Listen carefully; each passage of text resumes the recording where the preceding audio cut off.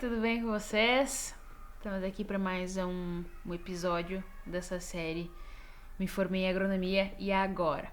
Antes disso, eu queria deixar duas questões importantes para quem está chegando agora e reforçando para quem assistiu já o primeiro. Essa série, ela faz parte de um projeto do perfil Seguro Agro Marau. Eu sou Helena Oliveira, engenheira agrônoma e responsável por esse perfil. Lá eu comecei a trabalhar sobre o seguro rural e aí explicando, né, trazendo para um linguajar de fácil acesso e para que essas informações se disseminem e cada vez se conheça mais sobre o seguro rural, seguro agrícola, que é o qual eu tenho mais conhecimento e que normalmente eu vou estar me referindo a ele exclusivamente. Era só para isso o canal. Depois eu comecei a ver que serviria também como uma forma de difundir informações. A internet ela tá cheia de informações que procedem, que são verídicas, informações inventadas. E principalmente nessas inventadas pode ter prejuízos das pessoas, né? E, por exemplo, um prejuízo possível é informações falsas disseminadas sobre o seguro, e os agricultores ficam com receio, não fazem o seguro rural, né? Não fazem, a proteção das suas lavouras, não vão atrás do seguro e acabam perdendo toda a sua produção depois de um desastre, né? Como aconteceu aqui no Rio Grande do Sul, como ainda está, né, acontecendo. As cidades estão diminuindo, né, os níveis de água de alguns rios, então algumas cidades estão começando a voltar a aparecer, mas estavam embaixo d'água. E então a minha ideia é sempre difundindo as informações, né, verdadeiras. E aí eu comecei a compartilhar postagens, atualizações, informações do Embrapa, do Ministério da Agricultura, Conab, Emater e outras empresas privadas também, mas que já estejam consolidadas, que sejam sérias, né? Então o perfil foi agregando também. Em um momento eu me recordei conversando com um amigo de um companheiro meu, que não era só eu, a agrônoma, que não me via, pelo menos não de uma forma direta, não instantaneamente, trabalhando com vendas de produtos, sementes, fertilizantes, defensivos no modo geral, né? E isso me levou a procurar onde que eu teria material, né? Onde que eu encontraria opções para trabalhar com agronomia, exercer a minha profissão, mas sem essa tradicional escolha que é a parte das vendas, do comercial, do famoso aqui no estado RTV, né? Representante técnico de vendas. Vende os produtos, de certa forma presta consultoria, alguns sim, outros não, mas no modo geral sim. E ainda há quem siga na carreira acadêmica, fazendo mestrado, doutorado e se preparando, visando concurso público para ser docente. Alguns até trabalham como pesquisadores, né, em algumas empresas. Mas eu mas é só isso aí, é um ou outro, né? Será que não dá para eu sair da graduação e já ir trabalhar em alguma coisa? Ou fazer um mestrado e trabalhar em alguma coisa, não necessariamente seguir até o final, né? E aí, esse conteúdo aqui começou a ser criado, essa série começou a ser criada e a gente tá no segundo episódio. Outra questão, eu falei que são duas, vão ser mais. Outra questão, eu sou agrônoma, então por isso o nome da série, e por isso eu vou sempre ou na maioria das vezes, falar com quem é formado da agronomia, quem está se formando da agronomia. Mas estende-se sempre aos profissionais das agrárias. Ao que eu tenho conhecimento, de um modo geral, sempre pedem nas vagas, né, nas seleções de emprego, assim, formação em cursos das ciências agrárias, algo semelhante. A não ser que seja necessária uma experiência com alguma cultura agrícola ou um manejo específico de animal, daí vai priorizar o zootecnista, um médico veterinário, mas senão é mais amplo, né?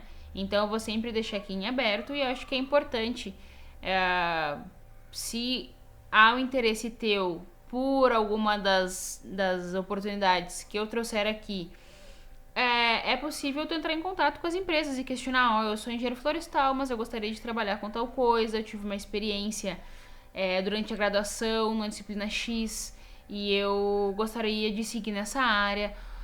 Podem ir atrás também de fazer curso, a internet também tem muita coisa boa. Como eu disse, tem muito curso, tanto curso gratuito, assim, assistir os vídeos e ir estudando por conta, como também procurar instituições que vão te dar aquela certificação, que vão dar aquele respaldo para depois ir atrás das vagas. E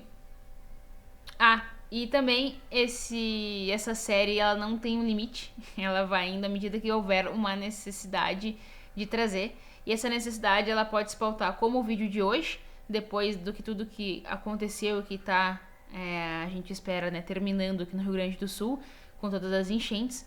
Mas pode acontecer por uma ideia, alguém pode falar, eu trabalho com isso, sou agrônomo e trabalho com isso. Que, de repente tu leva isso pro teu canal. Tem essa oportunidade aqui, leva isso pro teu canal. Então, enfim, é muito aberto e eu conto com a colaboração de vocês também para dar ideias também. Mas deixando a conversa, essa falação minha aqui pro decorrer do vídeo, vamos adiante, né? E eu vou começar trazendo esse conteúdo aqui. Depois vai ficar tudo no link na descrição aqui do vídeo. Mas para quem estiver olhando pelo Instagram, vai pro YouTube, lá vai ter todos os links. Mas eu vi hoje essa matéria, achei isso muito interessante e é bom quando o algoritmo trabalha a nosso favor, né? A gente tem que usar isso. Que apareceu esse estudo feito com a Embrapa, comprovando que sistemas agroflorestais, ou seja, que é um combinado de culturas agrícolas, culturas florestais, pode ser também silvopastoril, então incluir animais e fazer uma interdependência, né? Vai ter aquelas culturas agrícolas para alimentação humana, para alimentação dos animais e comercialização. Os animais vão estar mais livres, vão estar se alimentando de algo melhor, né? Fresco, melhor dizendo, e também vão produzir algo muito melhor, de uma qualidade excelente, que vai ter um menor custo, né? Porque obviamente quando tu põe um animal para se alimentar a pasto ou produz o próprio alimento dele na propriedade, fazendo silagem, é muito mais barato do que tu comprar ração, né? Então tu vai ter uma maior lucratividade em se tratando dos produtos relacionados àquele animal ou à comercialização do próprio, né? E também a parte florestal, que tanto pode ser árvores que vão trazer sombra, que vão servir como quebra-vento, que vão servir como produtora de matéria orgânica, então vai ajudar na reposição da matéria orgânica daquele solo, e também frutíferas, né? Que daí é consumo e também comercialização.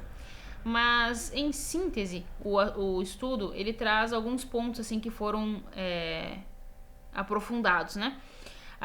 Os pesquisadores, eles compararam a dinâmica temporal do carbono orgânico do solo no sistema tradicional, de manejo tradicional de corte e queima, que acontece muito, e o sistema agroflorestal. Isso foi feito no semiárido brasileiro. Houve diferentes períodos de pousio, ou seja, momentos em que tem um momento que tu planta e um momento que tu deixa aquela terra se recuperar por si só. Esse tempo de recuperação se chama pousio. Muitos agricultores fazem, mesmo do cultivo convencional, tradicional, que plantam uma cultura, por exemplo, plantam a soja no verão e deixam uma parte da área parada para uma recuperação, a outra parte eles plantam outra coisa, ou enfim, fazem uma outra... tem uma outra dinâmica, mas é comum, né? E acho que poucos produtores que não trabalham nisso, visando o quanto a preocupação do solo, do uso adequado vem sendo falado, mas vai alterando, né, de safra para safra, ou seja, de período de plantio para período de plantio. Colheu ali, deixa uma parte sem, planta na outra. Depois, aquela que foi plantada para e vem para essa. Então, é sempre tendo essa compensação. No bioma Caatinga, o sistema de corte e queima, sem o pousio, acarreta cerca de 50% dos estoques de carbono do solo, nos primeiros 10 anos de cultivo. Então, conclusões, né, que eles chegaram também. Nos sistemas agroflorestais, são capazes de aumentar o estoque em 30,9%, praticamente 31%, em relação à vegetação natural, que da Caatinga é uma vegetação mais seca, né? Tem o período em que tem mais seco, né? E sem que haja uma necessidade de longos períodos de pousio. Então, fazendo simplesmente esse manejo, como eu falei, essa rotação já é o suficiente. E outras informações aí, o restante dos resultados, depois eu vou estar disponibilizando para vocês também. E aí, vocês podem estar me perguntando, né, da onde que veio essa permacultura? Veio deste senhorzinho que não está em vida, mais presente, mas a sua obra está aí, que é Bill Mollison. Bill Mollison, ele é considerado o pai da permacultura, e aí não vou ficar falando muito da vida dele, mas ele teve um tempo trabalhando com a família, então parou de estudar, trabalhou com a família desde muito cedo e aí em diversas profissões, com um vínculo muito forte à produção agropecuária. E ele começou em um dado momento, lá em 1900 e lá vai bolinha, a questionar um pouco, né, de como isso tudo estava sendo produzido, né, e como que como que acontecia, né, na natureza, tanto ela lá naquela monocultura, então sempre a mesma cultura, ano em cima de ano, naquela área que não tinha nada e que aquela vegetação ela vinha com muito mais força, que ela era muito mais resistente e inclusive existe vídeos na internet trazendo um pouco sobre uma bandeja com vegetação e daí ali parecia como se fosse uma gramínea, uma grama, e uma área só com a terra com a terra pura ali, né? E aí nos dois recipientes colocam água e aquela água ela vai passar pela onde tem a vegetação, ela vai passar e vai sair com muito pouco resíduo de terra, aquela vegetação vai continuar. E a mesma pressão, a mesma intensidade, a mesma quantidade de água no outro, há uma devastação, como aconteceu aqui no nosso estado, né? Então, o Bill Mollison, ele chegou a trabalhar em diversas áreas, né? E aí ele desenvolveu o conceito de permacultura, que junto ao whole green, me desculpe se eu estiver falando errado, mas seria, em outras palavras, a permacultura um desenho do sistema de produção de alimentos que não danifica o ambiente, ou seja, o mínimo de interferência humana naquele ambiente para tornar ele produtivo e que as pessoas consigam se alimentar e sobreviver dele, mas sem que altere ele tanto ao ponto dele se descaracterizar e deixar de ser o que ele era anteriormente, né? Então, quando o Bill Mollison ele começou a trabalhar com a agricultura e ele começou a ver o quanto aquilo danificava a agricultura, ele viu que não era possível seguir daquele jeito e começou o desenvolvimento da permacultura por si só. E o que eu questiono, assim, né, o que o que o Bill Mollison questionava era sobre a forma das pessoas verem, né, a produção. E isso acontece até hoje, ainda bem que uma quantidade bem menor, né? Mas era uma preocupação muito grande em ganhar dinheiro. E somente isso. Obviamente, gente, eu quero ganhar dinheiro. Obviamente, eu tenho meus desejos e minhas vontades. E é sincero e é compreensível que todo mundo tenha. Mas por muito tempo a agricultura ela se pautou unicamente nisso, em produzir, e a terra nunca ia acabar, a água nunca ia acabar, então a gente poderia produzir de qualquer jeito. E o de qualquer jeito não sem conhecimento nenhum, mas fazendo o que fosse possível para aquela planta crescer e ter o máximo de rendimento possível, sem pensar naquele solo que ia ficar mais enfraquecido, sem considerar que ano após ano a quantidade de produto que era preciso ia aumentando, porque os insetos que danificavam a lavoura, eles iam aumentando, iam ficando mais resistentes. As plantas naturais, no passado, aquela região resistiam e voltavam a vir e ficavam mais resistentes àqueles produtos, então precisava uma concentração maior ou uma quantidade de aplicações maior. E quanto tu aumenta os custos de implantação e de manutenção das lavouras, tu diminui o teu lucro final. E aí a permacultura ela vem exatamente nisso, tu trabalhar em harmonia com a natureza, mexendo o mínimo possível, se beneficiando dela, mas mexendo o mínimo possível. E aí vocês vão me perguntar, tá, mas aonde que entra o agrônomo nessa história, né? Como é que eu vou trabalhar com isso? Então, gente, para trabalhar com isso, tem esse curso aqui, o curso de Design em Permacultura, PDC, desenvolvido, né, essa técnica pelo Bill Mollison, e que vai estar acontecendo no próximo mês, a partir de junho, um encontro por mês na cidade de Ciríaco. Para quem é da região aqui do Passo Fundo, Marau, conhece.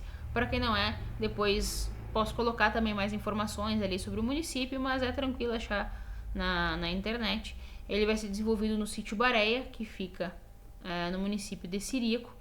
E aqui tem uma proposta de 7 módulos, super interessante, né? E que eu acho que vale muito, muito, muito a pena todo mundo ir atrás, todo mundo acompanhar. Eu vou abrir agora alguns perfis, algumas empresas para vocês olharem, para a gente ver que isso não é algo desenvolvido agora, isso não é uma coisa que inventaram o pessoal do sítio Bareia que desenvolveu. Não, esse é um chamado. E um chamado para a gente olhar para a natureza, porque ela está dando mais do que sinais esse ano e no passado. Ela deu explícitos de que não dá mais, de que está sobrecarregada, de que tantos e tantos anos, né, de não cuidado, por um período por desconhecimento, outro período por não achar que era verdade, né, ignorar os fatos. Então, há uma necessidade urgente da gente começar a reparar os danos causados. E vou dizer, então tá, se a gente ficar um tempo, dá pra voltar ao que tava? Não, não dá pra voltar à forma que era lá há 40 anos atrás. A gente tem que pensar diferente. Mas a gente pode começar a diminuir os danos causados, né? E para diminuir esses danos, que foi desenvolvido junto com o Rudimar Bareia, que também é responsável pelo sítio Bareia, e junto com o Japa, um permacultor, um arquiteto que trabalha com permacultura e já fez diversas construções em bioconstrução, que isso vai ser um próximo vídeo. E tem muito conhecimento, muita bagagem, muita estrada, né? Muita quilometragem. E junto dessa galera vai estar sendo desenvolvido esse curso de 7 módulos, tratando sobre gestão de crise, segurança alimentar, uma economia solidária, um design social e a bioconstrução também. E ao final desse curso é possível que saia formado como permacultor, possa trabalhar com isso, né? E enfim, escolher como profissão. Seja uma profissão extra, a que tu tá seguindo, se por alguma questão te é interessante, né, te é possível essa condição, como também encarar de frente e adiante, né, com a permacultura como um permacultor, um profissional. Quem tem interesse, entra lá no Instagram do Sítio Bareia, chama o pessoal, vai ter todas as informações, tem um grupo no WhatsApp para troca de informações, para que tudo fique bem alinhado, né? Então é muito possível isso, né? Então trabalhar com a agricultura, trabalhar com o cuidado, trabalhar com a natureza, se beneficiando das coisas que ela dá, mas sem deixar de pagar por isso. E o pagar a natureza não é uma questão monetária, mas é uma questão cuidando dela, dando a oportunidade dela se regenerar, e aquela árvore que tu tirou, né, aquela madeira que tu tirou, aquela raiz que estava ali trocando nutriente, que estava se beneficiando daquelas folhas que estavam caindo, que tu possa repor, né, e que aquela natureza não perca tudo que ela já te deu, né, que ela simplesmente não doe, que também ela receba. E um outro perfil muito importante é o Teocali Bioarquitetura, que é do Marcos, irmão do Japa, que vai estar dando o curso. Um bioconstrutor, trabalharam por muito tempo junto, e aqui tem muito material incrível, tem as construções dele, tem muito estudo, sabe? Muito conhecimento, muita informação, que eu acho que vai ser muito importante para ver formas de se produzir, formas de se viver com conforto, com qualidade, com beleza e com preservação. Acho que é o combo perfeito, né? E aí, gente, eu vou passar por alguns, depois eu vou deixar tudo na descrição do canal. Mas tem a permacultura, o Instituto de Permacultura do Pampa, né, Rama Permacultura, que tem vários e vários cursos, muito legal. Aqui esse casal, eles eram do urbano, então eles estavam super adaptados à dinâmica que a gente tá, no modo geral, e viraram seus olhos, seus esforços, e hoje em dia eles trabalham e vivem, né, da difusão da permacultura, trabalhando com formação de permacultura, com dicas, com lives, seminários e por aí vai. Tem aqui também no Facebook um grupo que daí eu acho que é para quem usa ainda, né, o Facebook. Há uma troca gigantesca, né, nesses grupos, tem muito pessoal trazendo informação, então um grupo de vivência sobre permacultura no Rio Grande do Sul, e eu acho que é importante pessoas que estão vendo esse vídeo de outros estados que busquem também nas redes sociais grupos dos seus estados, porque vai ter pessoas com experiências locais, né, entendendo as dinâmicas, as deficiências e as potencialidades de cada região. Tem o Ecosítio, o sítio Nova Terra, e aqui alguns perfis eles são mais usados, outros estão mais parados, mas acho que é importante para quem está chegando, para quem não ouviu falar sobre permacultura ou ouviu falar sobre permacultura de uma forma um tanto quanto pejorativa, que possa conhecer um pouco do que tem, do que é feito, do que já foi feito, né?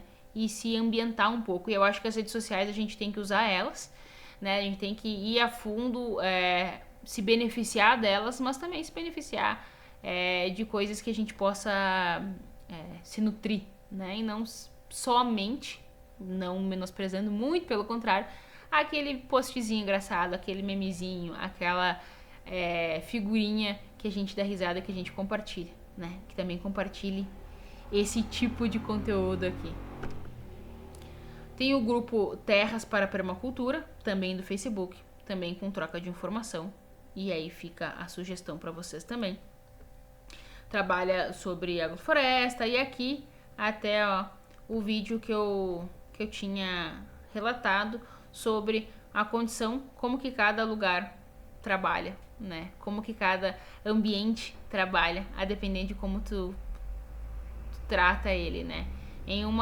Muitos lugares não usam cobertura de solo, então simplesmente põe a semente de solo aqui da direita e aí vocês veem, né, o que vai acontecer quando chove, lava tudo.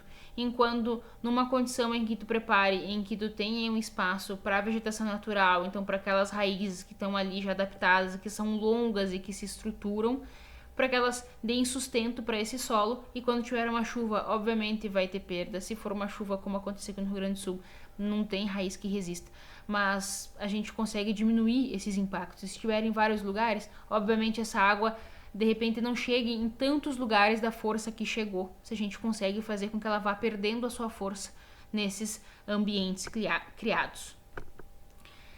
Existe também nesse site aqui a Permacultura Costa Doce, que tem um trabalho muito legal, tem muito material legal que vocês podem desenvolver. E aí começa com esses impactos da permacultura, que é a forma como a gente vê, como a gente planta, né? A disposição das coisas como estão, se dá, por que a gente faz como faz, não dá pra fazer de outro jeito. Tem benefício fazer assim, é ruim, eu perco espaço, tá, mas só tu perde, não tem benefício também, o teu trabalho não é facilitado, não dá pra tu, nos espaços em que tu não tá plantando, fazer outra coisa, enfim, né? É sempre a gente conseguir abrir um pouco a nossa mente. E por fim, Tear Permacultura, que é de Vacaria, e também traz um pouco sobre os trabalhos que eles fazem, as organizações, feiras, os produtos que eles estão cultivando. E, enfim, gente, mostrar que é possível, né? Que é possível ter uma agricultura diferente e que é possível produzir, se beneficiar, ganhar com isso e também garantir que as próximas gerações tenham as mesmas condições, ou de repente condições melhores, esperamos, que as nossas atualmente.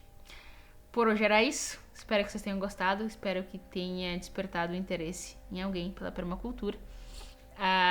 As informações, os links eu vou deixar todos ali, só queria mostrar um pouco junto, né, também para facilitar depois encontrar, caso tenha interesse, caso seja daquela região, e enfim, e disseminar um pouco essa opção de formação que a gente não vê nos cursos tradicionais de agronomia.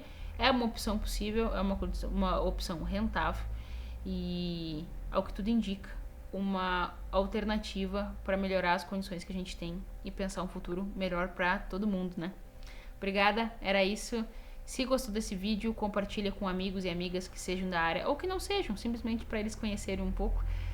Curte o vídeo, se inscreve no canal e por aí vai.